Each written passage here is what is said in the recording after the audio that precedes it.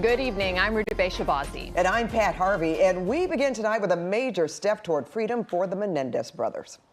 A Van Nuys judge resentenced the brothers, making them eligible for parole after 35 years in prison. KCAL News reporter Tom Waite was in the courtroom this afternoon. And Tom, the brothers' family celebrating tonight. And what a moment that must have been. Yeah, I mean, it was really intense listening to the brothers speak and then the judge give his ruling.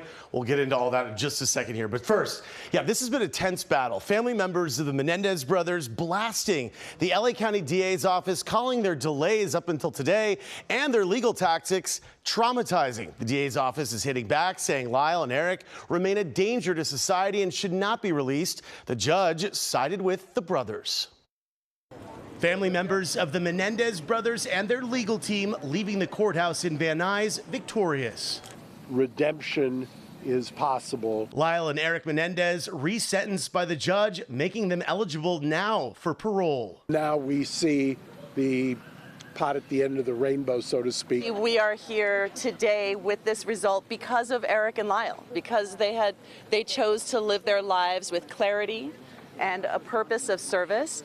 The day started with uncertainty. It wasn't clear if the judge would make a ruling. Court began with the Menendez brothers' family members testifying, pleading to the judge to resentence them, claiming the brothers take full responsibility for their crimes. The prosecution repeated their claim that Lyle and Eric still have not owned up to the horrific murders and went through in painstaking detail how the brothers murdered their parents, Kitty and Jose, and covered it up afterwards. Defense lawyers said the brothers are remorseful and have rehabilitated themselves. The fact is, the Menendez brothers have done remarkable work, and today is a great day after 35 years. The most dramatic moments of the day came when the brothers spoke via video feed from prison. Lyle was emotional, talked about murdering his parents, and said it was his choice not to ask for help while his father carried out sexual abuse. Lyle said he should have asked for help instead of turning to violence. Eric said his role in the murders were criminal and offered profound sorrow and said he owned the tragedy that he and his brother created. It was very moving. I think everybody in the courtroom was moved by that. They've said those words to me personally before. That was not the first time. In the end, the judge in the case said he ruled in favor of the brothers because of their rehabilitation work that they've done during their 35 years in jail and prison. And the judge also said he received letters from Department of Corrections staffers who supported the brothers' cause for freedom. This is something my grandmother Joan has fought for 35 years. I really wish she was here today, but I'm really excited to give her the news. LA County DA Nathan Hochman reacting tonight to the judge's ruling, saying in part the case of the Menendez brothers has long been a window for the public to better understand the judicial system.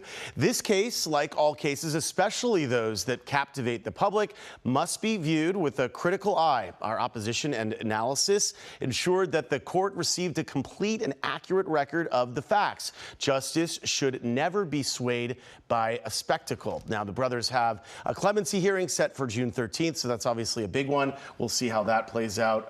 But yeah, we could get some big answers on that day. Yeah, we hope to. Yeah. You know, I'm sure a lot of people still want to know how they came to the decision as far as what's going to happen, even after the clemency. Right. But the Menendez brothers addressed the court today via videotape. Yeah. But what was it like in the courtroom? Oh my gosh, it was so tense. I mean, it was, first it was like dead silent. I mean, when they spoke, it was Lyle first and then Eric. And of course, what was really weird is Eric's feed died like a few minutes into, can you imagine we wait 35 years to make this plea for freedom and your video feed dies? So then they reestablished it. But yeah, Lyle spoke first, very emotional. And you know, first it was very silent and then you could hear the family reacting to his emotion. And he said things like, I chose to murder my parents and to lie after and to, carry on and conspire and try to get other people alive for me and keep the family secret, meaning, the claims that, they were abused, they were sexually abused. And he said, I kept that secret. Even in my parents' death, I wanted to keep that secret. I didn't want to expose it. It was like, it was still honoring my father's memory or, something to that effect. And Eric, his was because I think it was broken up by that technical difficulty. It was a little bit more streamlined. straightforward. But yeah, the judge saying he was really swayed by, Department of Corrections letters. So. All right. What a day. It was quite the day, yeah. And I'm going to say you did an excellent job thanks, out there. Pat. I feel okay in saying that, simply because of how, the magnitude of this trial, and you and Jasmine out there giving us the play-by-play about what happened in court and immediately thereafter. Well, and Baby Pat covered this case probably back in the day. Oh yeah, Baby Pat did. I do remember when it happened. Yeah. So that was a long time ago, but it was. I'm sure. Leslie Abramson. I called her today. We left her a message, so we'll see. I hope to hear from her. Yeah, because she was the original defense attorney. Thanks, Pat. Okay. Tom, thank you. All right, we also spoke with a criminal defense attorney tonight who says there were a lot of factors that went into the decision, including the judge himself. Oftentimes, these types of motions do come down to a sympathetic judge versus one that just doesn't want to hear it.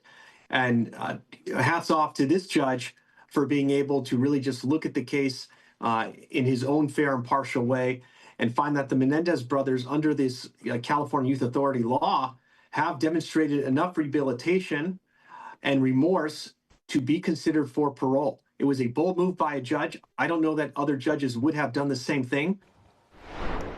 Let's bring in now KCAL News assignment editor Mike Rogers at the desk. And Mike, there has been a lot of talk about this youthful offender law.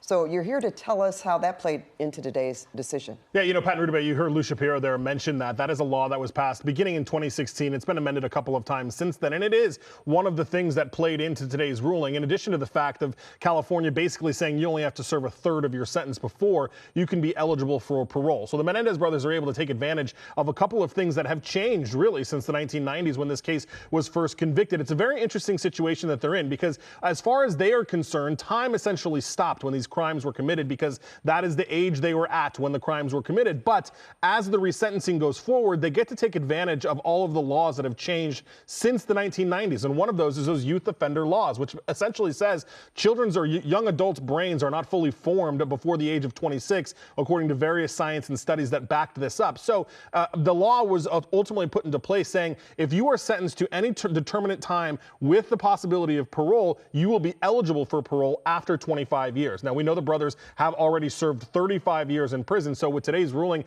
of that judge sentencing them to 50 years to life, two things happened. A, you only have to serve a third of your sentence to be considered for parole in California. Additionally, because of the Youth Offender Act that was passed back in 2016, they're also eligible for parole. So they really had kind of that double whammy effect that happened today in court, that as soon as the judge decided the resentencing, they were ultimately immediately eligible for parole because of all of the time that they have already served in behind bars in state prison. Now, as we talked about earlier, the judge could have done a bunch of different things. He could have just sentenced them to manslaughter, which would have gotten them out immediately. The way he did this, though, does require them to go in front of the parole board. There's obviously still the clemency hearing that we've been talking about that is coming up next month. So still a couple of things that the brothers have to get through before they will actually be released. But because they were able to take advantage of laws that have changed since their original conviction, it meant they were immediately eligible for parole, guys.